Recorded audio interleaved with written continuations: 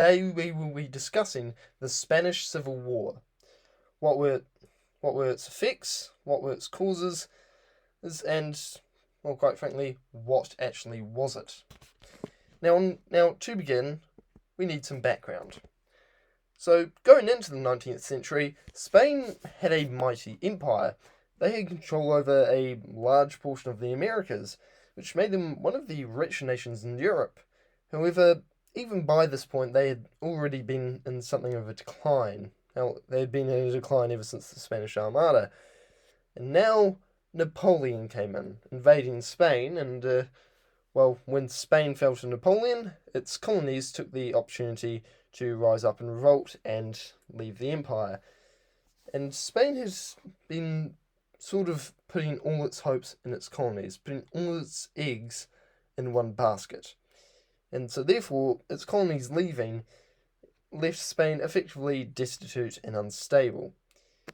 And this was only compounded when the 1898 Spanish-American War occurred, in which Spain lost the remainder of its non-African territories, which meant that going into the 20th century, Spain was highly unstable. And then it got worse. Yes. And as Spain was so weak and unstable that it decided to remain neutral in World War One.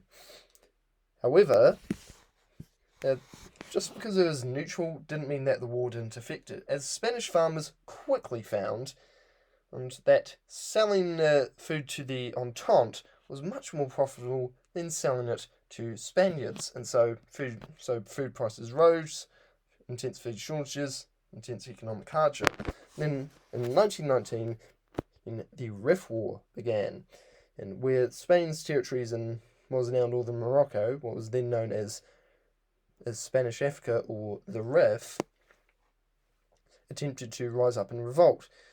And soon enough, a certain General Primo de Rivera grew dissatisfied with how the government was handling it, and so, in 1921, he overthrew Spain's constitutional government, installing himself as a military dictator. And whilst he did promise many things, he failed to deliver on, well, quite frankly, any of them. And he quickly grew unpopular. And whilst he was supported by Spain's heavily entrenched aristocracy and church, who had also largely been preventing Spain from industrialising, as they wanted to maintain their own lands and power, which meant that going into the 20th century, Spain was still a deeply agrarian and backwards and de-industrialised state. But whilst he had their support, eventually his poor health would force him out of the job. And in 1931, elections were held which saw pro-Republican parties winning an overwhelming majority, which saw the monarchy get abolished in 1931. And now we have the Second Spanish Republic. It was still dealing with the same problems as the Kingdom of Spain, however. This included minorities, separatists particularly in Catalonia and the Basque Country, who wanted to leave to create their own state. And whilst they promised many reforms, and they did enact many, well, they under-delivered, and also the reforms they did introduce just alienated a lot of the more conservative and aristocratic sectors of Spanish society. And the Great Depression had also hit, which meant that the already economically unstable Spain was now left even more economically unstable, which meant that it was now politically unstable, along with already also being socially unstable. And so therefore, Spain by this point was divided, weak, and poor. And what's more, the military and aristocracy were upset as well. In particular, since the government had been cutting the military budget and had been taking away a lot of the aristocracy's old lands, the military decided to stage a coup, much in the same way that de Rivera had done back in 1921. The plan was that they'd start in Spanish Africa, arrive in the mainland, and then take the country by storm in a couple of days. Yeah, this didn't quite work out. As whilst they were successful in capturing Spanish Africa, they weren't so successful in capturing the mainland. They failed to capture any of the major Spanish cities of Madrid, Valencia, Barcelona, Bilbao. Now, and whilst they had captured significant areas of the countryside, they were somewhat disorganised, and they needed those Spanish forces. However, their planned mutiny in the navy had completely failed, which meant that they had to wait around in Africa for a while until the Germans and Italians lended them some transport planes to get back into mainland Spain. And with this partially successful but not entirely successful coup, the Spanish Civil War began, as we can see here in the pink, nationalist control, and in the blue, Republican control in the beginning of the war. With the Republicans being the Second Spanish Republic government, along with anyone who just wasn't necessarily aligned with the military, or as they were now calling themselves, the Nationalists. And also, around this time, a leadership struggle began. On both sides, the Republicans would always have troubles with leadership, whereas the Nationalists started out led by a General Jose Sanjuro. However, he wanted to make his return to Spain a bit more heroic, so he went for a smaller plane than originally planned in order to get from Africa into Spain, but he still loaded it up with all his luggage, and so the plane crashed shortly after takeoff due to overloading, killing Sanjuro.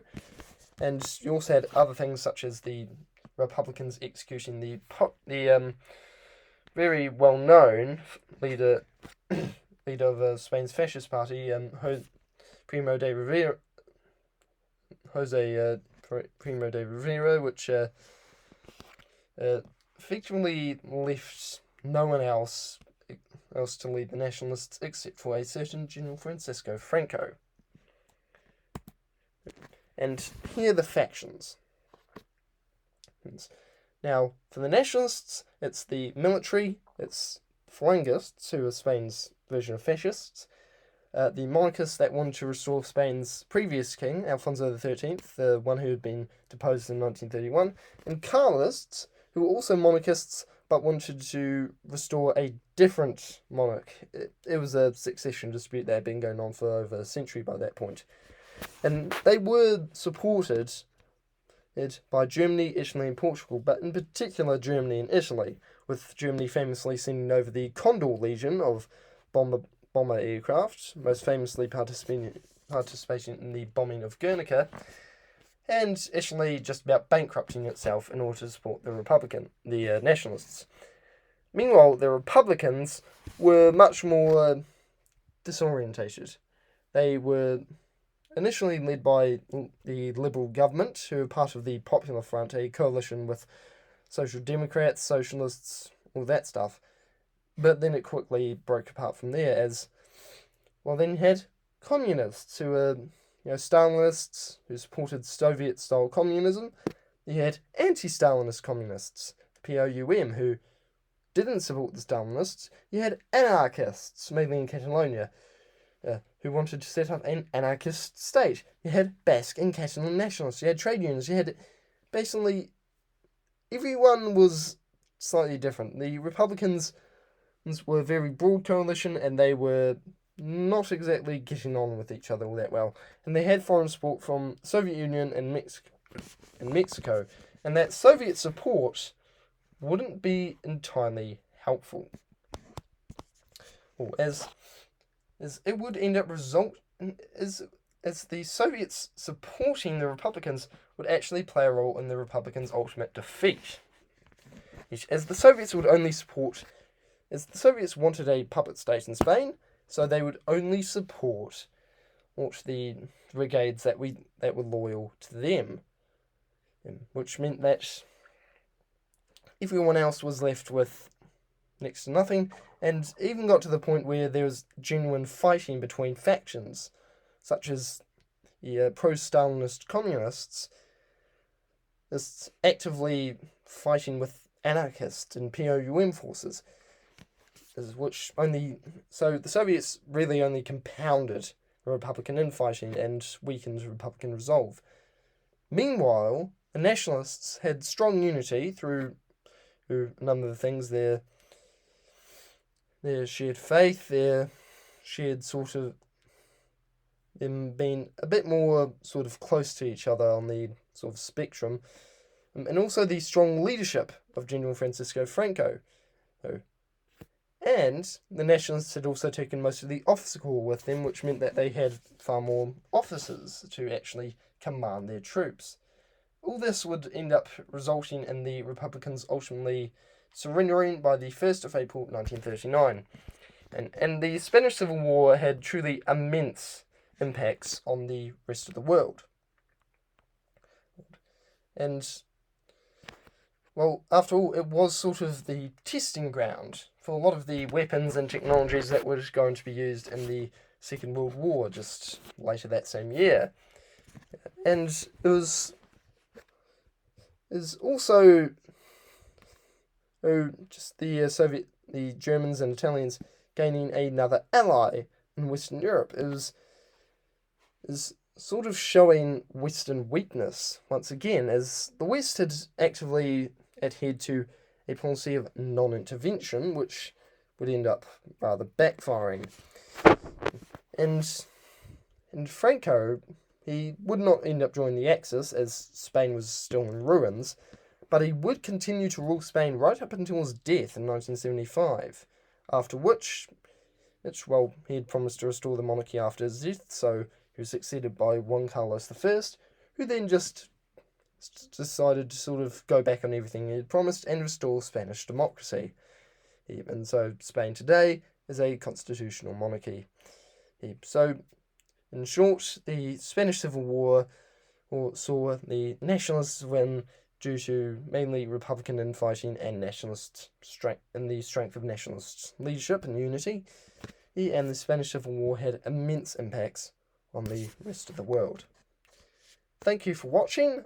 Please like, comment, and subscribe. And if you have any questions at all, leave them in the comments below, and I will attempt to answer as many of them as I can. And thank you for watching, and goodbye.